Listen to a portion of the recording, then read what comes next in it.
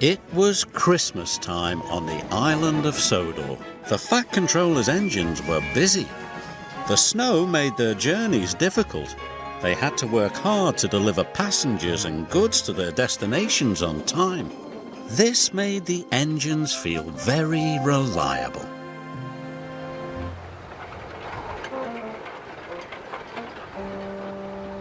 Elizabeth pulled into the fitter's yard with Thomas's snowplow.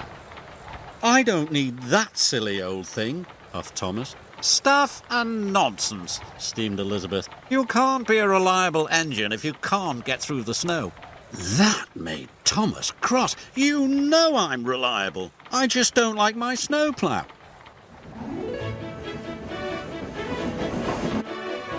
"Elizabeth is rude," Thomas chuffed, "and this snowplow makes my buffers ache."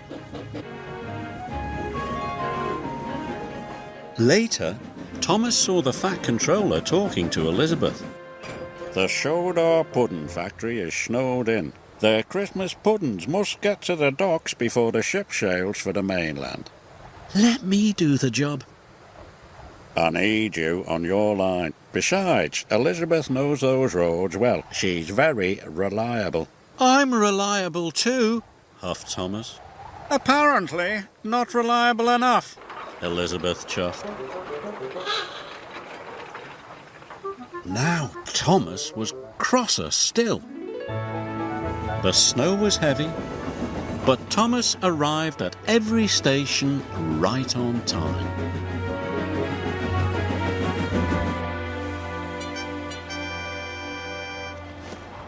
Elizabeth was struggling to stay on the road. Her wheels did not like the slippery ice at all.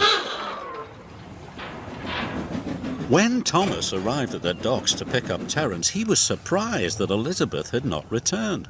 "The ship will miss the tide," said the dock manager, "and the children won't have their Christmas puddings. Thomas, go and look for Elizabeth at once." "Yes, sir," answered Thomas. "Perhaps Elizabeth isn't so reliable after all." At the pudding factory, Elizabeth was piled high with crates of Christmas puddings. "The Fat Controller's counting on me. I mustn't be late."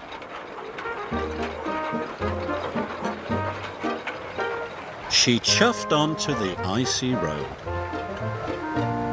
Suddenly, she was on a steep hill. Her driver applied the brakes. Elizabeth slid out of control into a deep snowdrift. Poor Elizabeth. Thomas and Terence puffed through the swirling snow. They couldn't see Elizabeth anywhere. Soon they spotted her driver. He was standing by the level crossing. "Elizabeth is stuck under the snow," her driver explained. "I need help to dig her out." Terence rescued her in no time.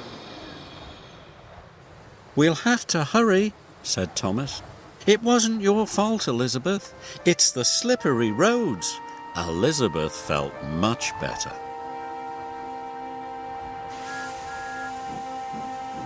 Thomas chuffed and puffed as fast as he could.